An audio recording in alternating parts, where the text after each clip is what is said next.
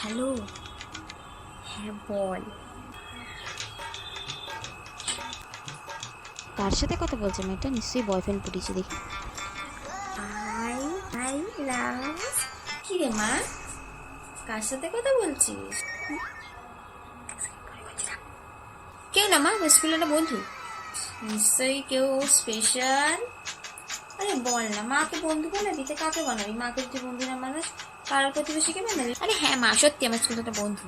বল না, কাকে কথা বলছিস, কার সাথে? কি নাম ছেলেটার? রাহুল। রাহুল,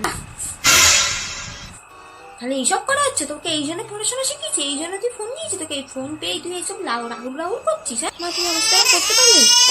আমাদের এই কথা শোনালি তুই রাহুল রাহুল করে? হ্যাঁ চি চি চি চি, এই রাহুলের জন্য তোকে পড়াশোনা শিখেছি আমি? আসুক আজকে তোর বাবাকে আমি সব বলে দেবো। না, দেখ না কি হয়। দূর, এই জন্য বলবে মাকে কোনোদিনও বন্ধু করতে নেই।